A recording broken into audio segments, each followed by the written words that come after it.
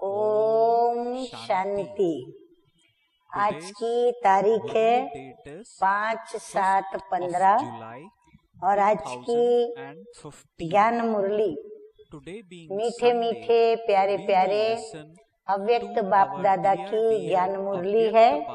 तो revise course की तारीख है 26/12/79 और आज की मुरली का शीर्षक है राजयोगी अर्थात त्रिस्मृति स्वरूप।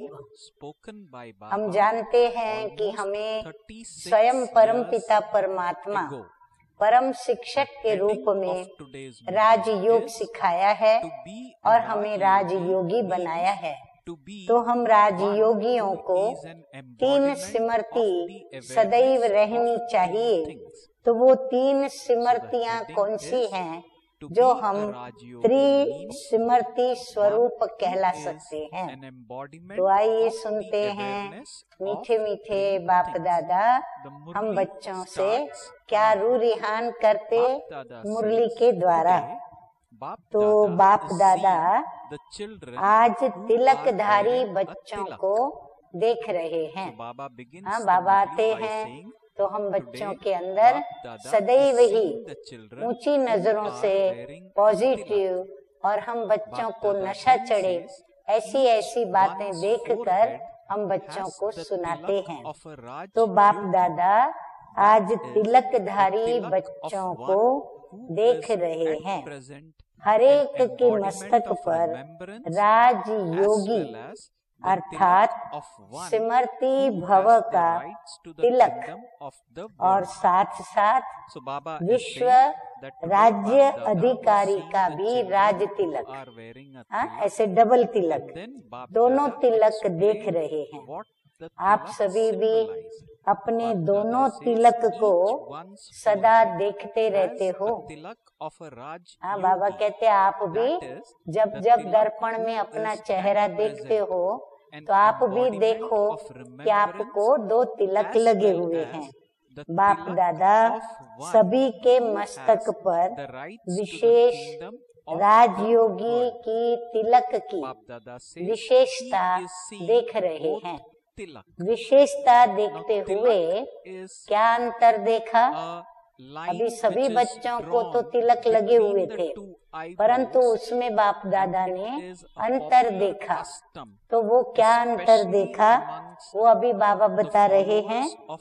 तो बाप दादा कहते हैं किसी राजयोगी के मस्तक पर 3 बिंदियों का तिलक है, किसी के मस्तक पर 2 बिंदी का तिलक है और किसी पर 1 बिंदी का भी तिलक है।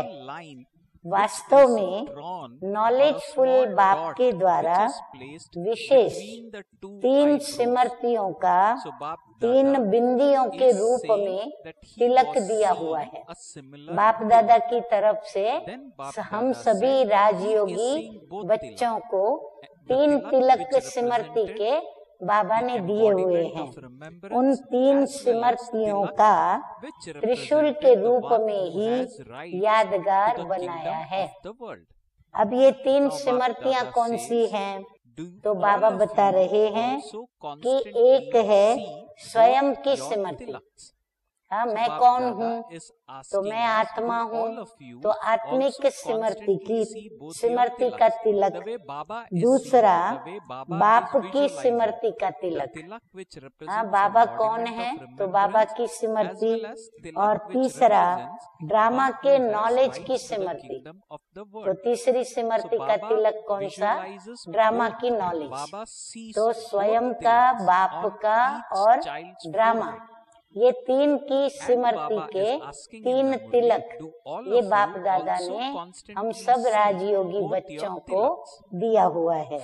इन विशेष 3 स्मृतियों में ही सारे ही ज्ञान का विस्तार समाया हुआ है। नॉलेज के वृक्ष की यह तीनों स्मृतियाँ हैं। जैसे वृक्ष का पहले बीज होता है, फिर उस बीज के द्वारा पहले 2 पत्ते निकलते हैं, फिर वृक्ष का विस्तार होता है, ऐसे मुख्य है बीज बाप की स्मृति। मुख्य पहले है बाबा, जो इस सृष्टि रूपी कल्प वृक्ष का बीज रूप है, ऐसे इस ज्ञान का भी बीज रूप है सदा शिव बाबा, सदा कल्याण करने वाले।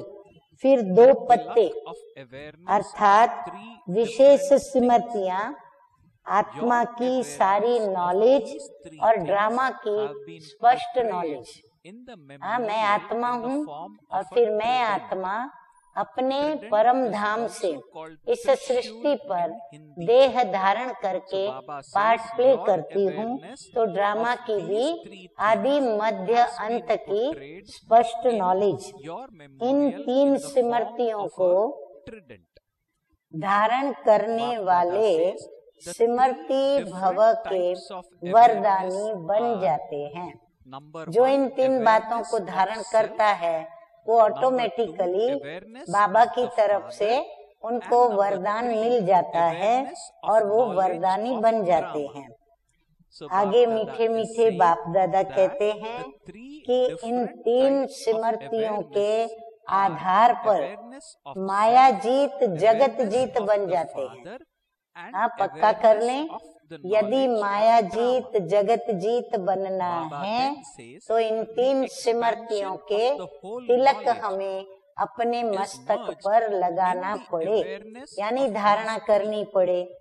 3 स्मृतियों की संगम युग पर विशेषता है, इसलिए राजयोगी तिलक 3 स्मृतियों का अर्थात 3 बिंदी के रूप में हरेक के मस्तक पर चमकता है। जैसे त्रिशूल से अगर एक भाग खत्म हो जाए तो यथार्थ शस्त्र नहीं कहा जाएगा, वो फिर टूटा हुआ शस्त्र। तो बाबा कहते हैं कि संपूर्ण विजयी की निशानी है 3 बिंदी, यानी वो चमकती होगी। लेकिन होता क्या है, एक ही समय पर तीनों स्मृतियां साथ साथ और स्पष्ट रहे, इसमें अंतर हो जाता है। कभी एक स्मृति रह जाती, कभी 2 और कभी 3।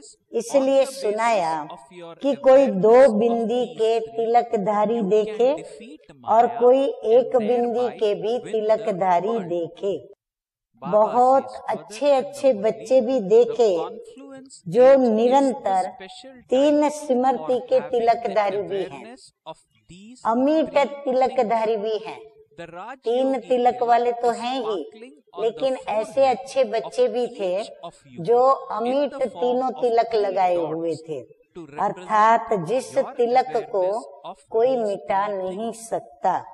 जब स्मृति स्वरूप हो जाते हैं तो अमिट तिलकधारी बन जाते हैं, नहीं तो बार बार तिलक लगाना पड़ता है। स्वाभाविक है, तिलक यदि मिट जाएगा तो वापस तिलक तो लगाना ही होगा। अभी अभी कईयों का मिटता है और अभी अभी लगता है, लेकिन संगम युगी राजयोगियों को निरंतर अविनाशी तिलकधारी होना है। माया अविनाशी को विनाशी बना न सके, माया तिलक कोई भी हमारा मिटा न सके। रोज अमृत वेले इस त्रिस्मृति के अविनाशी तिलक को चेक करो तो माया सारे दिन में मिटाने की हिम्मत नहीं रख सकेगी। 3 स्मृति स्वरूप अर्थात समर्थ स्वरूप। अब ये समर्थ का तिलक है। बाबा कहते ये स्मृति का तिलक क्या है, ये सामर्थ्य का तिलक है। सामर्थ्य के आगे माया के व्यर्थ रूप समाप्त हो जाते हैं। जब माया देखती है कि सामने बहुत सामर्थ्य वाली आत्मा है तो फिर वो अपना रूप व्यर्थ का दिखा भी नहीं पाती है, समाप्त हो जाता है। माया के 5 रूप 5 दासियों के रूप में हो जाएंगे। हाँ, काम, क्रोध, लोभ, मोह और अहंकार, ये उसके 5 रूप हैं। तो बाबा कहते हैं ये पांचों ही विकार उन तिलकधारियों के क्या बन जाएंगे? दास दासी बन जाएंगे, परिवर्तन रूप दिखाई देगा। तो आगे मीठे मीठे बाप दादा कहते हैं काम विकार शुभ कामना के रूप में आपके पुरुषार्थ में सहयोगी रूप बन जाएगा। अभी बाबा एक एक विकार का जो परिवर्तन का रूप होगा उसके विषय में बता रहे हैं कि काम विकार शुभ कामना के रूप में आपके पुरुषार्थ में आपको मदद करेगा, यानी सहयोगी बनेगा। काम के रूप में वार करने वाला शुभ कामना के रूप में विश्व सेवाधारी रूप बन जाएगा। और शुभ कामना भी कौन सी होगी? विश्व सेवा की कामना बन जाएगी। दुश्मन के बजाय वो दोस्त बन जाएगा। फिर दूसरा विकार है क्रोध। क्रोधाग्नि के रूप में जो ईश्वरीय संपत्ति को जला रहा है, जोश के रूप में सबको बेहोश कर रहा है, यही क्रोध विकार परिवर्तित हो रूहानी जोश व रूहानी खुमारी के रूप में बेहोश को होश दिलाने वाला बन जाएगा। क्रोध विकार सहन शक्ति के रूप में परिवर्तित हो आपका एक शस्त्र बन जाएगा। जब क्रोध सहन शक्ति का शस्त्र बन जाता है तो शस्त्र सदैव शस्त्रधारी की सेवा अर्थ होते हैं। हाँ, बाबा कहते जो भी शस्त्र सैनिक के पास होते हैं तो वो शस्त्र क्या होते हैं? सेवाधारी के वो सेवक होते हैं, दास होते हैं। तो यही क्रोध अग्नि योगाग्नि के रूप में परिवर्तन हो जाएगी, जो आपको नहीं जलाएगी लेकिन पापों को जलाएंगी। कैसे दोस्त बनेगी वो क्रोधाग्नि परिवर्तित होकर के वो हमें नहीं जलाएगी लेकिन हमारे पापों को जला देगी। इसी प्रकार अब तीसरा विकार है लोभ विकार। तो लोभ विकार सृष्टि के रूप में सृष्टि रूप की अनासक्त वृत्ति के स्वरूप में उपराम स्थिति के स्वरूप में बेहद की वैराग्य वृत्ति के रूप में परिवर्तित हो जाएगी। लोभ खत्म हो जाएगा और सदा चाहिए चाहिए के बदले इच्छा मात्रम अविद्या स्वरूप हो जाएंगे। सभी ने नोट किया, चाहिए चाहिए के बदले क्या होगा? इच्छा मात्रम अविद्या स्वरूप हो जाएंगे। फिर आगे लोभ प्रति ही आगे बाबा कहते हैं लोभ को चाहिए नहीं कहेंगे। हाँ, बाबा भी बड़ी रमणीकता से बात बता रहे हैं। बाबा कहते हैं लोभ को चाहिए नहीं कहेंगे लेकिन जाइए जाइए जाइए कहेंगे। लेना है नहीं लेकिन देना है ये परिवर्तन हो जाएगा। और यही लोभ अनासक्त वृत्ति व देने वाले दाता के स्वरूप की स्मृति, इस स्वरूप में परिवर्तन हो जाएगा। बाबा कहते हैं एक अनासक्त वृत्ति का वो सिंबल बन जाएगा और दूसरा जो देने वाला दाता है उसकी स्मृति दिलाएगा, क्योंकि लेना नहीं लेकिन देना है। इसी प्रकार अब चौथा विकार आता है मोह विकार। तो मोह विकार वार करने के बजाय स्नेह के स्वरूप में बाप की याद और सेवा में वो विशेष साथी बन जाएगा। स्नेह, याद और सेवा में सफलता का विशेष साधन बन जाएगा। मोह हमारा जाके एक बाबा में पड़ेगा, मेरा तो एक बाबा दूसरा ना कोई। तो बाबा में मोह पड़ने से हमारा निरंतर का, हर पल का बाबा जैसे हमारा साथी बन जाएगा। तो स्नेह भी बाबा के साथ हो जाएगा, तो साथी बनेगा। स्नेह फिर याद और सेवा में सफलता का विशेष साधन बन जाएगा। अब आगे बढ़ते हैं बाबा। अब आते हैं पांचवा विकार। ऐसे ही अहंकार विकार देह अभिमान से परिवर्तित हो स्वाभिमानी बन जाएगा। हाँ, स्वाभिमान और अभिमान दोनों के बीच में बहुत पतली भेद रेखा है। इस भेद रेखा को पहचान नहीं पाते, इसलिए स्वाभिमान को देह अभिमान में परिवर्तित करके सभी चलते हैं, या फिर देह अभिमान को ही स्वाभिमान समझ लेते हैं। तो बाबा कहते हैं वो परिवर्तित हो जाएगा और वो स्वाभिमानी बन जाएंगे। स्व अभिमान चढ़ती कला का साधन है, देह अभिमान गिरती कला का साधन है।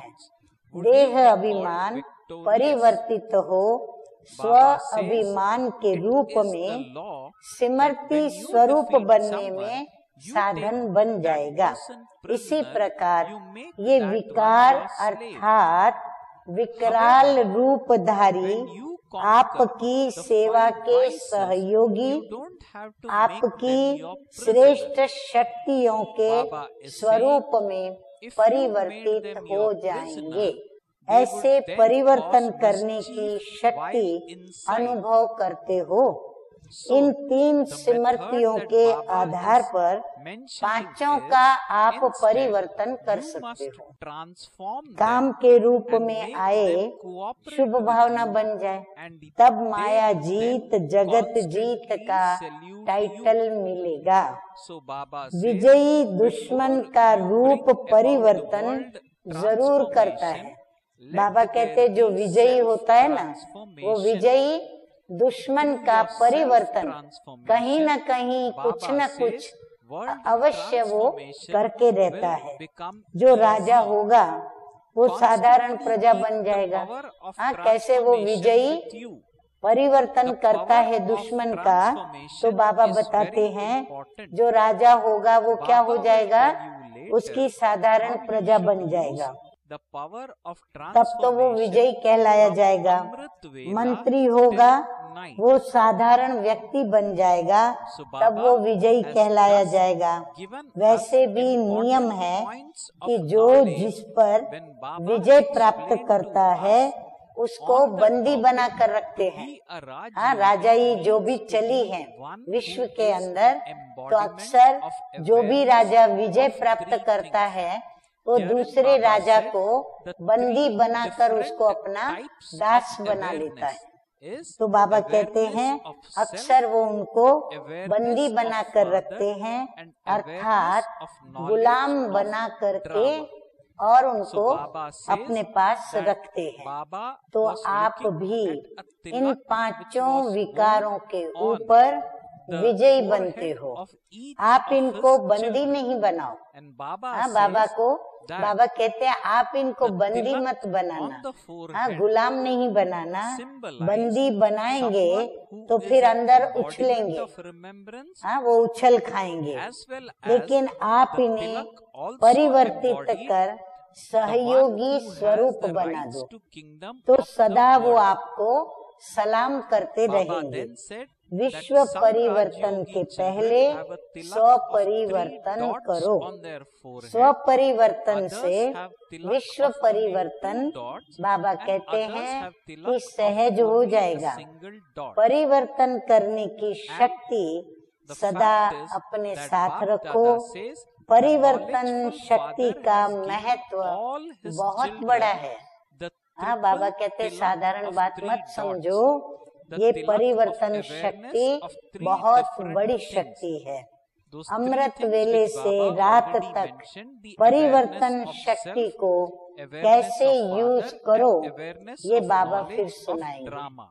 अच्छा, अभी हम क्या सुनेंगे? मीठे मीठे बाप दादा से हम बच्चों के रूहानी नशे के ऊंचे ऊंचे टाइटल, जो टाइटल कभी भी हमारे लौकिक माता पिता या बाप दादा या किसी भी संबंधी या किसी भी क्षेत्र की किसी भी व्यक्ति ने, चाहे तो कोई कितना भी हमें प्यार भी करता हो, किसी ने भी हमको ऐसे ऐसे टाइटलों से नवाजा नहीं है, तो बाप दादा याद प्यार देते हुए कहते हैं कि ऐसे राजयोगी, तिलकधारी, भविष्य राज्य तिलकधारी, सदा मस्तक पर तीन सिमरती स्वरूप में समर्थ रहने वाले, माया को भी श्रेष्ठ शक्ति के रूप में सहयोगी बनाने वाले, ऐसे माया जीत जगत जीत कहलाने वाले, सर्व शक्तियों को शस्त्र बनाने वाले, सदा शस्त्रधारी श्रेष्ठ आत्माओं को बाप दादा का याद प्यार और नमस्ते। हम रूहानी बच्चों की रूहानी बाप दादा को याद प्यार, गुड मॉर्निंग और नमस्ते नमस्ते। तो अभी हम सभी बच्चों ने मीठे मीठे प्यारे प्यारे अव्यक्त बाप दादा से याद प्यार सुने। अब हम सुनेंगे टीचर्स के साथ अव्यक्त बाप दादा की मुलाकात रूरिहान, और उसका शीर्षक है एक ही समय में मन, वचन और कर्म से सेवा करने वाले ही बेहद के सेवाधारी।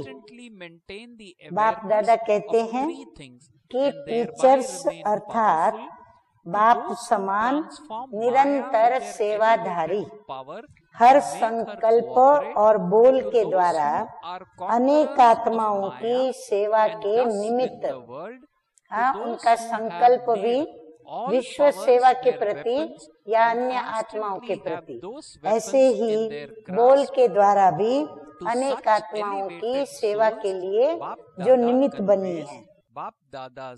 अब विशेष सेवा क्या है? तो बाबा कहते हैं विशेष सेवा है एक ही समय तीनों प्रकार की इकट्ठी सेवा करना, यानी मनसा वाचा कर्मणा, तीनों सेवा एक साथ हो, ऐसी सेवा को कहते हैं विशेष सेवा। वाचा के साथ साथ मनसा की भी सेवा साथ में हो, और कर्मणा अर्थात संपर्क और संग के आधार पर भी रंग लगाने की सेवा, और जो संग होता है उस संग को भी रंग लगाने की सेवा, बोल द्वारा भी सेवा और संकल्प द्वारा भी सेवा। तो वर्तमान समय एक एक सेवा अलग अलग करने का समय नहीं है। हाँ, पहले ऐसे होता था, मनसा सेवा करने वाला अलग ग्रुप, वाचा सेवा करने वाला अलग ग्रुप और कर्मणा करने वाले अलग। लेकिन अभी मीठे मीठे बाप दादा कहते हैं अभी वो समय है जो भी सेवा करे सेवाधारी, उनको ये तीनों ही सेवा एक साथ साथ करनी है, अर्थात इकट्ठी ही करनी है, क्योंकि अभी अलग अलग सेवा करने का समय नहीं है। बेहद की सेवा की रफ्तार एक ही समय तीनों प्रकार की सेवा इकट्ठी हो, इसको कहा जाता है तेज रफ्तार से बेहद की तीव्र गति वाली सेवा। बेहद की रफ्तार माना ही तीनों सेवाओं को एक साथ तेज गति में करने का। तीव्र गति से अब बेहद के सेवाधारी बनो। सिर्फ अपना हद का स्थान नहीं, लेकिन जैसे बाप एक स्थान पर रहते भी बेहद की सेवा करते हैं, ऐसे निमित्त मात्र एक स्थान है, लेकिन अपने को बेहद की सेवा के निमित्त समझ विश्व की आत्माएं सदा इमर्ज रूप में रहे। ऐसे नहीं मनसा में हम सोचें कि हम मनसा से तो बेहद की सेवा में लगे रहते हैं। बाबा कहते नहीं, निमित्त मात्र भले एक स्थान पर हो हम, लेकिन बेहद की सेवा के लिए हम निमित्त हैं, एक स्थान के लिए निमित्त नहीं है। हम बेहद की सेवा के लिए निमित्त हैं, ऐसा समझ करके और सर्व आत्माएं हमारे सामने इमर्ज रूप में रहे, तब विश्व कल्याणकारी कहलाए जाएंगे। नहीं तो देश कल्याणकारी, वह सेंटर कल्याणकारी हो जाएंगे। नहीं तो बाबा कहते हैं फिर आपका टाइटल क्या हो जाएगा कि आप अपने देश के ही कल्याणकारी हो, यानी सिर्फ भारत देश को ही आप नजरों में रखते हो, या फिर आप अपने स्टेट को ही नजरों में रखते हो, या फिर आप अपने एरिया को ही नजरों में रखते हो, या फिर आप अपने सिर्फ सेंटर के ही सेवाधारी हो। तो जब हरेक इतना बेहद के कल्याणकारी बनेंगे, तब विश्व की आत्माएं अपने अधिकार को प्राप्त कर सकेंगी। नहीं तो थोड़े समय में कैसे पहुँचेंगे? बाबा कहते अब समय बहुत थोड़ा है और आपको अभी जल्दी से अपनी मंजिल तक पहुंचना है। 2-4 तो नहीं है, सारा विश्व है। तो निमित्त बनी हुई आत्माओं को संगठित रूप में बेहद की सेवा का इमर्ज रूप होना चाहिए। जैसे अपने स्थान का ख्याल रहता है, प्लान बनाते हो, प्रैक्टिकल में लाते हो, तो उन्नति का ही ख्याल चलता है। ऐसे बेहद की सर्व आत्माओं के प्रति सदा उन्नति का संकल्प इमर्ज रूप में हो, तब परिवर्तन होगा। आगे मीठे मीठे बाप दादा कहते हैं, विश्व कल्याणी के ऊपर कितना कार्य है। स्वप्न में भी वो फ्री नहीं हो सकते, स्वप्न में भी उन्हें सेवा ही दिखाई दे। इसको कहा जाता है फुल बिजी। हाँ, इसीलिए कोई ये नहीं कह सकता कि हम बिजी हैं। बाबा बिजी की, फुल बिजी की परिभाषा दिया कि स्वप्न में भी जिसको सेवा दिखाई दे उसको कहा जाता है फुल बिजी, क्योंकि सारे दिन का आधार स्वप्न होता है। जो दिन रात सेवा में बिजी रहते हैं, उनका स्वप्न भी सेवा के अर्थ ही होगा। स्वप्न में भी बाबा कहते हैं उनको स्वप्न में भी कई नई नई बातें, सेवा के प्लान व तरीके दिखाई दे सकते हैं। बाबा कहते हैं ऐसे जो लगन वाले बच्चे होंगे, बेहद के सेवाधारी, फुल बिजी रहने वाले, उनको स्वप्न में भी नई नई बातें, नई नए सेवा के प्लान्स और उसके तरीके बाबा कहते हैं स्वप्न में भी दिखाई दे सकते हैं। बाबा दिखा सकता है। तो इतना बिजी रहते हो। हाँ, तो जो भी अपने को बार बार कहते हैं हम बिजी हैं, तो वो टीचर्स बहने सोच ले कि इतने बिजी हो। बाबा कहते हैं कि इतने बिजी हो जो व्यर्थ संकल्पों से मुक्त हो। जितना बिजी होंगे उतना अपने पुरुषार्थ के व्यर्थ से और औरों को भी व्यर्थ से बचा सकेंगे। हर समय चेकिंग हो कि समर्थ है या व्यर्थ है। अगर जरा भी व्यर्थ का अनुभव हो तो उस ही समय परिवर्तन करो। बाबा कहते जरा भी अंदर में आए कि हाँ ये बरोबर व्यर्थ है, तो बाबा कहते बस तुरंत ही उसका क्या करो, परिवर्तन करो। निमित्त बने हुए को देखकर औरों में भी समर्थ के संकल्प स्वतः ही भरते जाएंगे। समझा? आगे बाबा कहते हैं बेहद के विश्व की आत्माएं सदैव इमर्ज होनी चाहिए। जब आप लोग अभी इमर्ज करो तो उन आत्माओं के भी संकल्प उत्पन्न हो कि हम भी अपना भविष्य बनाएं। बाबा कहते जब आप उनके प्रति संकल्प करते हो तो उन आत्माओं को संकल्प आपका पहुँचे और वो आत्माएं भी अपने भविष्य के विषय में सोचना शुरू करें। आपके संकल्प से उनको संकल्प इमर्ज होगा। कौन सा भविष्य? इस समय का भविष्य नहीं, परंतु जो जन्म जन्मांतर का आने वाली नई दुनिया में उनका जो भविष्य होगा उसके विषय में वो सोचना चालू करेंगे। विश्व कल्याणकारी का अर्थ ही है विश्व के आधार मूर्त। जरा भी अलबेलापन विश्व को अलबेला बना देगा। बाबा कहते अगर आप में अलबेलापन आया तो वो विश्व को अलबेला बना देगा। इतना अटेंशन रहे। माना कितनी बड़ी भारी जवाबदारी टीचर्स बहनों के ऊपर है। दिल्ली वाले भी कोई नई नई बातें करो। बाबा अब दिल्ली वालों को कह रहे हैं कि दिल्ली की टीचर्स बहनें और दिल्ली के भाई बहनें अब कोई नई नई बातें करो सेवा की। कॉन्फ्रेंस तो बहुत पुरानी बात हो गई है।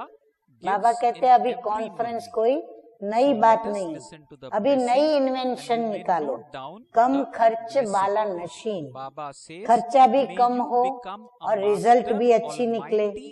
अब देखेंगे यूपी ऐसी इन्वेंशन निकालता है या दिल्ली। देखो बाबा की आगे बढ़ाने की युक्ति।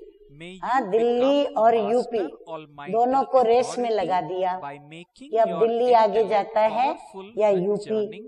अगर खर्च ज्यादा और रिजल्ट कम होती है तो आने वाले स्टूडेंट भी दिल शिकस्त हो जाते हैं। यदि खर्चा ज्यादा होता है, रिजल्ट कम मिलती है तो फिर विद्यार्थियों में भी उत्साह उमंग कम हो जाता है। अभी उनको भी उत्साह में लाने के लिए कम खर्चा और अच्छी रिजल्ट निकालो।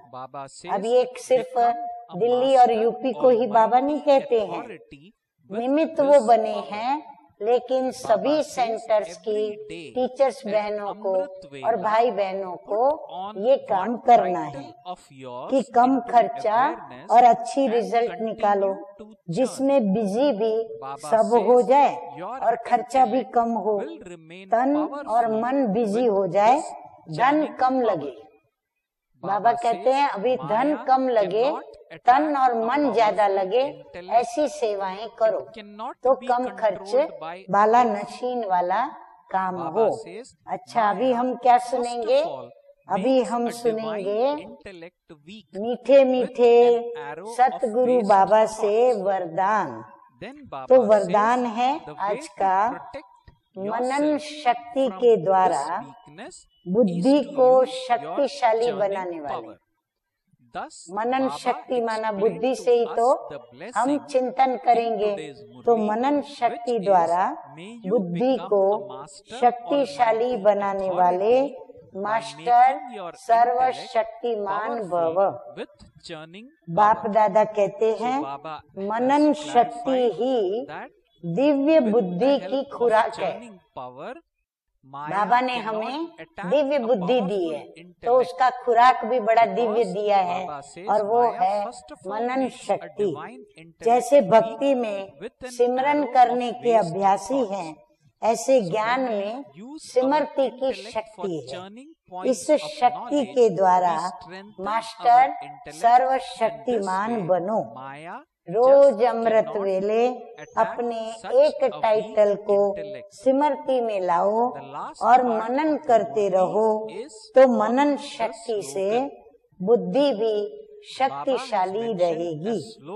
शक्तिशाली बुद्धि के ऊपर माया का वार नहीं हो सकता, परवश नहीं हो सकते, क्योंकि माया सबसे पहले व्यर्थ संकल्प रूपी बाण उसके द्वारा दिव्य बुद्धि को ही कमजोर बनाती है।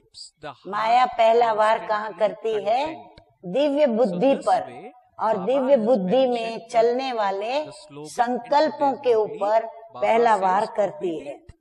पहले बुद्धि को, दिव्य बुद्धि को कमजोर बनाती है, और इस कमजोरी से बचने का साधन ही है मनन शक्ति।